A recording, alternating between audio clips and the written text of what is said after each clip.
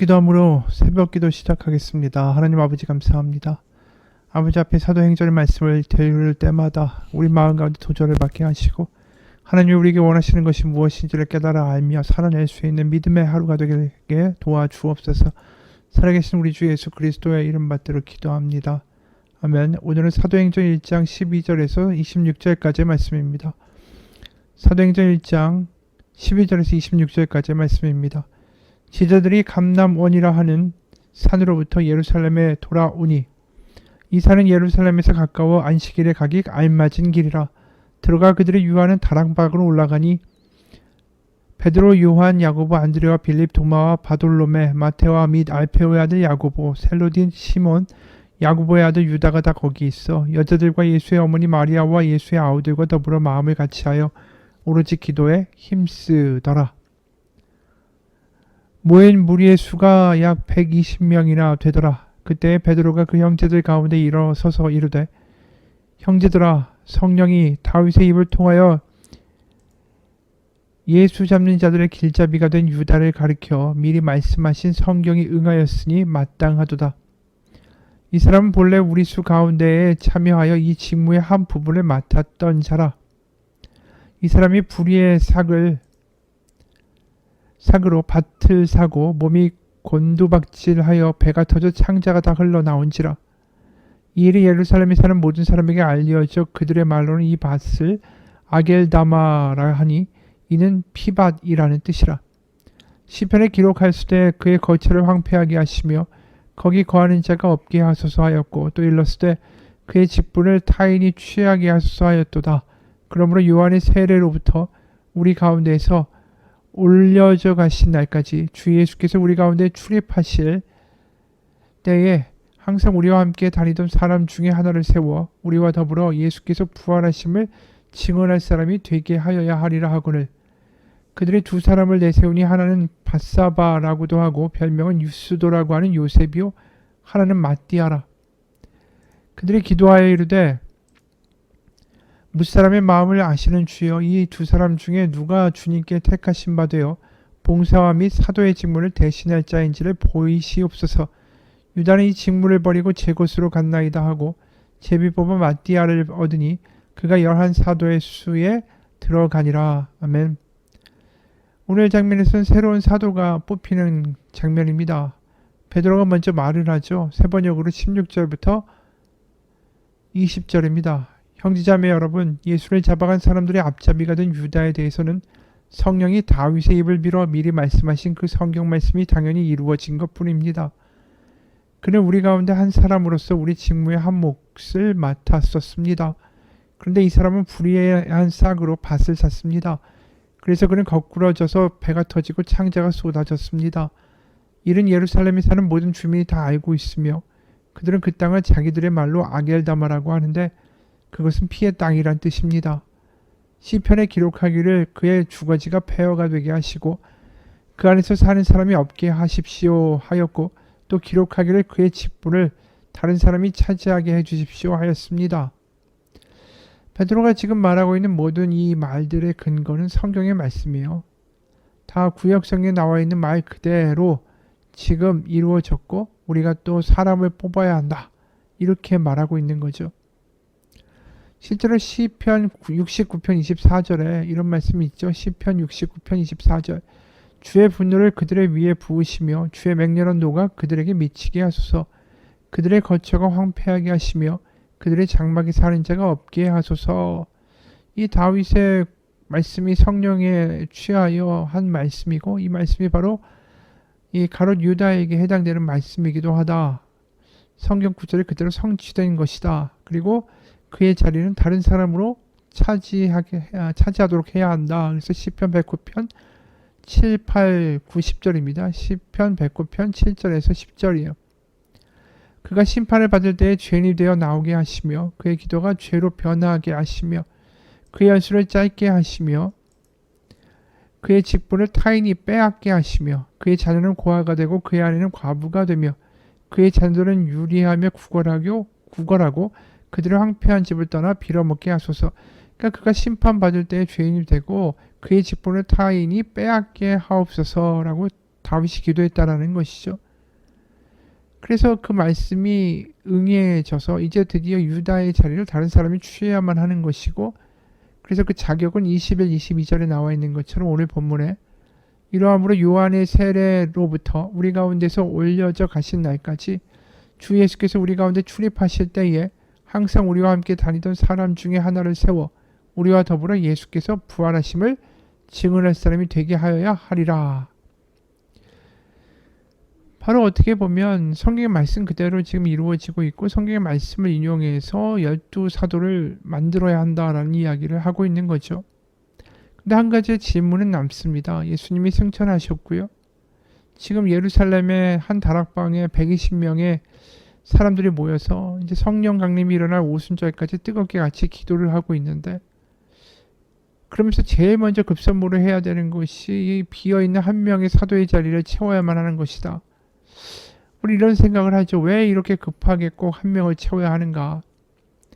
게다가 더 우리가 눈에 띄는 대목은 마띠아라는 사람이 사도가 되죠. 근데 우리가 아는 바가 없습니다. 복음서에도 한 번도 그 사람 등장하지도 않고, 성경의 다른 곳에서도 그 사람은 등장하지가 않죠. 그러니까 한마디로 이 사람의 어떤 소재나 어떤 출신이나 어떤 역할을 했다라는 게 사도행전에도 단 한마디도 나와 있지가 않다라는 거예요. 그럼 뭘 이야기하는 것입니까? 이 사람을 뽑는 게 중요한 게 아니라 12명을 만드는 게 되게 중요하다라는 거예요. 지금 말씀은. 그러니까 새로운 하나님의 성령의 사역이 임하기 전에 중요한 건 12명을 만들어내야 한다라는 것이죠. 그러니까 왜 12이라는 숫자에 집착할까요? 이게 12사도가 바로 12지파를 의미하기 때문이죠.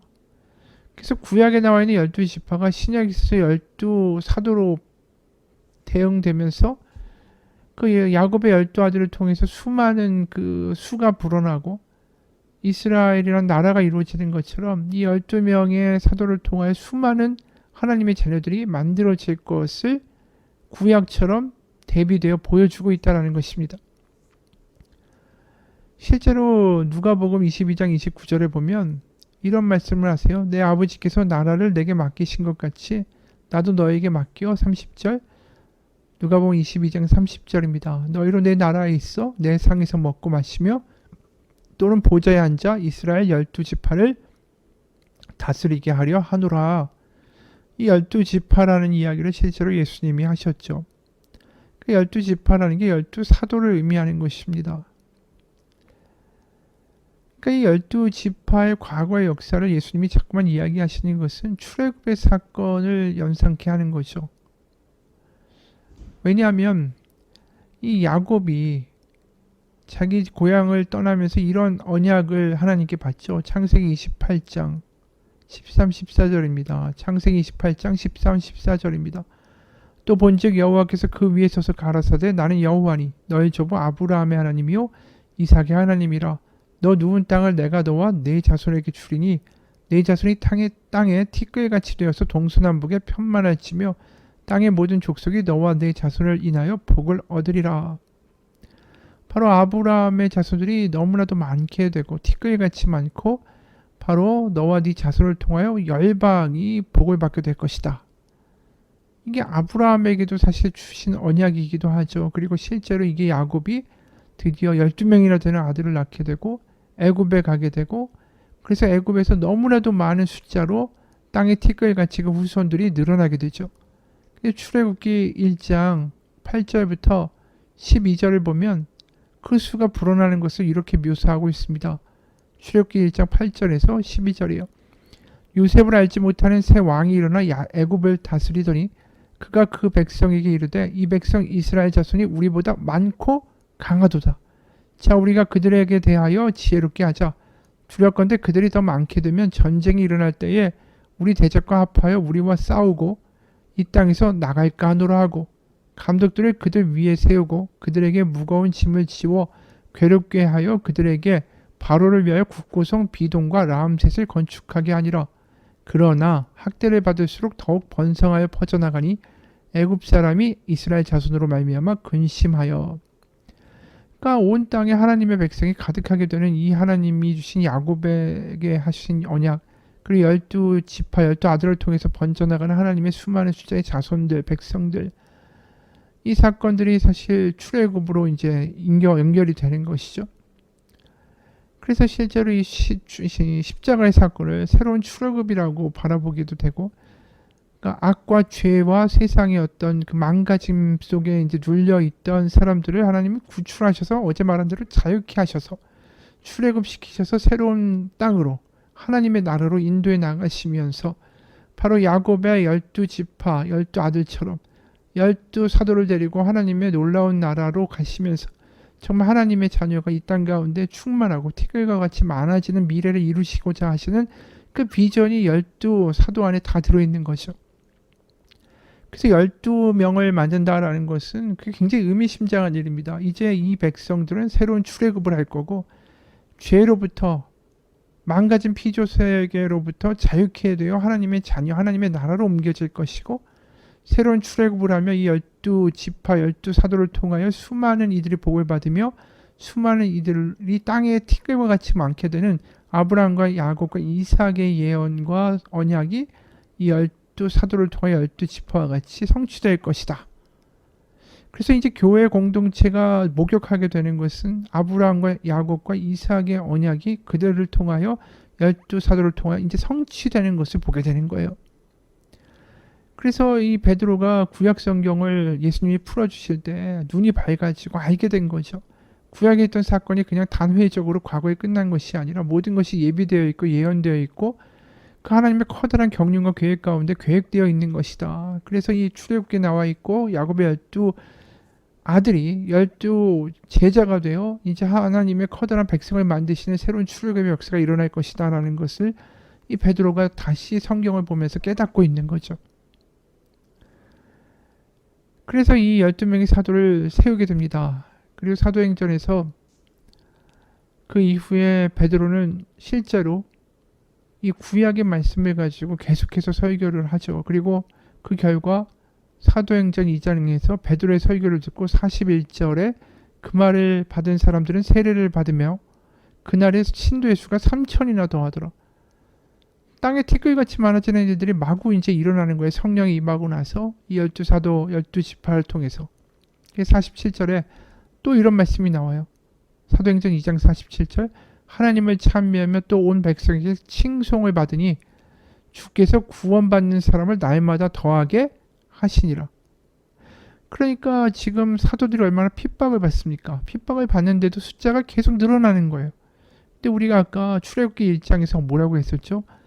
이 파라오가 이스라엘 백성이 많이 늘어나는 것을 보고 이들을 괴롭게 하고 이들에게 고역을 시키고 노동을 시키는데 그러나 학대를 받을수록 더욱 번성하여 퍼져나가더라. 애굽 사람 이스라엘 자손으로 말미암아 근심하더라. 이 일이 실제로 지금 그대로 다시 일어나고 있다라는 것을 우리 가운데 알려주는 것이죠. 그래서 하나님이 원하시는 것은 뭘까요? 지금 예수님을 통하여 또 교회를 통하여 이제 사도행전을 통하여 보여주는 것은 과거에 그 티끌과 같이 하나님의 백성이 많도록 하시겠다는 하나님의 약속과 하나님의 비전과 하나님의 뜻이 이 새로운 12사도를 통하여 새로운 공동체를 통하여 이 땅 가운데 일어날 것이고 하나님의 자녀가 정말 땅끝까지 전파되어 티끌같이 많아지는 그 일을 하나님이 이루시고 말겠다라는 것이죠. 그리고 그것을 사도들과 함께 이루어내시는 분이 성령님이고 우리와 함께 역사하시면서 그 일을 만들어 가시는 분이 또 하나님과 성령님, 예수님이시다라는 것입니다. 그러기에 우리가 아브라함의 그 복이 아브라함에게만 해당되는 복이 아니라는 거죠. 우리에게도 해당되는 복이 되는 거예요. 바로 우리를 통하여 그 우리의 믿음의 선지자인 아브라함처럼 내가 누군가의 믿음의 시조가 되고 시발점이 돼서 나를 통하여 많은 사람들이 하나님의 그 복음을 듣게 되고 그래서 나를 통하여 수많은 믿음의 후손들이 만들어지는 그러한 복을 우리 또한 맛볼 수 있고 맛보도록 초청받았다라는 거죠. 그래서 우리의 기도가 그냥 내 어떤 문제와 내 건강과 내가 하고 싶은 일이 성취되는 것을 위하여 기도하는 것이 아니라 우리 기도가 오늘 보면 그 하나님이 열심히 나타나잖아요. 하나님이 새로운 자유를 주기 위하여 계속해서 일하시는 게 보이잖아요. 그러니까 나를 통해서도 하나님이 그 일을 계속 사도들에게 하신 일들을 이루어 가시기를 원하신다라는 거죠. 그래서 나의 기도가 주님 나를 통해 내 주변이 복을 받게 하옵소서 이런 기도를 할 수 있었으면 좋겠어요. 그러니까 내 소원과 내 원하는 것과 내 건강뿐이 아니라 하나님 나를 통하여 아브라함처럼 수많은 이들이 복을 받게 하여 주옵소서. 이 기도가 하나님이 어떻게 보면 굉장히 원하시고 바라시는 기도라는 거죠. 그저 주일에 나와 예배 한번 드리고 평일에는 그냥 그 신앙은 옷장 안에다가 가두어 버리는 그런 모습이 아니란 말입니다. 누군가가 이런 글을 썼습니다. 소명에 생명을 거는 그리스도인이 있는가 하면 생계형 고정 간첩처럼 소명과 아무런 상관없이 사는 그리스도인들도 많다. 그들은 소명의식이나 고난 같은 것과는 아무 상관없이 그저 놀고 먹기 좋아하면서 교회도 다닌다. 나는 고등학교 때부터 교회 출석했고 하나님의 은혜를 알고 난 이후부터는 학교에서 전도를 많이 했다. 열심히 전도하던 어느 날 우리 반의 한 친구가 나를 화장실로 불러냈다. 나는 속으로 내가 드디어 핍박을 받는구나. 그렇게 생각했다. 학교에서 가장 잘 놀기로 소문난 친구였는데 그 친구가 나에게 한 말은 너무나 의외였다. 사실 나도 교회 다녀. 엄마 뱃속에서부터 다녔지. 그래서 너보다 교회에 대해서는 더 잘 알아. 그런데 너 최근에 은혜 받은 것 같더라. 내가 너처럼 나온 지 얼마 안 돼서 은혜 받은 애들 많이 봤는데 그러다가 좀 지나면 다 식으니까 말이지. 너무 유난 떨지 마. 학교에서 너무 기독교인이 티 좀 내지 말라고. 그래서 내가 물었다. 그게 무슨 문제가 되니? 그랬더니 그 친구가 대답했다. 지금 특별한 문제는 없지만 너도 사람이니까 실수하고 그럴 거 아니야. 그러면 하나님의 영광을 가리게 될 수도 있어. 그래서 나는 말이지. 혹시 나 때문에 하나님의 영광을 가리게 될까봐 내가 그리스도인인 것을 절대 아무에게도 알리지 않고 있어. 자기가 무슨 안기부 비밀 요원인 것처럼 속삭이면서 말했다. 쉬, 나도 사실은 크리스천이야. 순간 헛갈려서 아멘 할 뻔했다. 이건 사명도 소명도 고난도 없는 영혼 없는 그리스도인의 모습일 뿐이다. 날라리 짓을 하지 말았어야지. 자신이 그리스도인임을 숨기고 살다니 어불성설이 아닐 수 없다. 많은 그리스도인들은 이순신 장군이 전사할 때 남긴 유언과 같은 말을 종종 한다. 내가 그리스도인인 것을 아무에게도 알리지 말라. 이렇게 되면 그리스도인들이 당연히 지켜야 할 소명과 믿음의 유산은 아예 없어질 것이다. 그것을 지키기 위해서 핍박을 감수하는 결단과 헌신이 있어야 하지만 그런 일은 이제 아무도 하지 않으려는 일이 되어버렸다. 이것을 보면서 드는 생각이 있죠. 하나님이 지금 사도행전을 통해 보여주시는 삶의 그 역사, 하나님의 열심, 하나님의 어떤 그 구약에서부터의 예언, 나를 통하여 하나님 많은 사람들이 복받게 하시려는 하나님의 그 크신 열망과 하나님의 성령의 역사들, 우리가 그런 것을 너무 모른다라는 것입니다. 하나님의 오늘 증인인 데에서 땅끝까지 나아가 복음을 전하라고 할 때 그것은 하나님이 들어쓰시는 삶이고 주변에 복과 생명을 준다라는 삶이에요. 이 각박한 이 시대에 우리가 주변 가운데 하나님의 위로를 주고 하나님의 생명을 주고 하나님의 사랑을 줄 수 있는 사람이 될 수 없을까요? 우리가 내일 일도 모르는데 오늘 이 자리에서 한숨 대신에 소망과 절망 대신에 희망을 말하는 사람이 되기를 원합니다. 그래서 우리의 기도가 하나님 오늘도 나를 통해 내 주변이 복받게 하여 주옵소서. 이런 어떤 증인의 삶, 하나님의 생명 흘려보내는 삶이 되기를 축원합니다. 하나님 아버지, 그저 나의 건강과 나의 안위와 나의 성공과 나의 어떤 걱정 때문에 기도하는 사람이 아니라 아브라함에게 주신 언약처럼 하나님 나를 통하여 많은 이들이 복받게 하여 주옵소서. 정말 하나님이 이루고자 하시는 그 하나님의 놀라운 계획 가운데 나를 써달라고 담대하게 기도할 수 있는 우리가 되기 원합니다. 하나님은 오늘 사도행전을 통하여 많은 이들이 그들을 통하여 12 사도를 통하여 복받는 일들을 보여주고 계십니다. 이것이 그냥 사도들의 이야기가 아니라 우리의 삶에서 일어나는 놀라운 복음의 증거된 증인의 삶을 살 때 일어나는 일이 되게 도와주옵소서. 살아계신 우리 주 예수 그리스도의 이름 받들어 기도합니다. 아멘.